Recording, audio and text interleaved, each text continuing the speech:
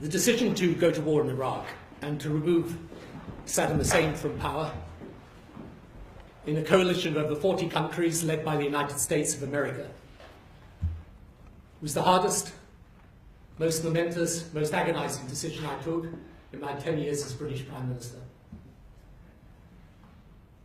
For that decision today, I accept full responsibility. Without exception and without excuse.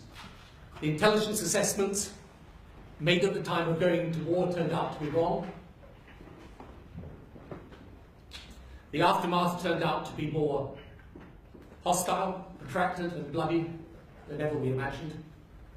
The coalition planned for one set of ground facts and encountered another.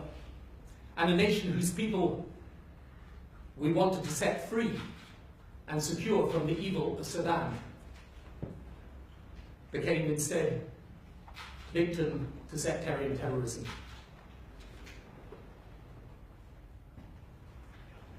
For all of this, I express more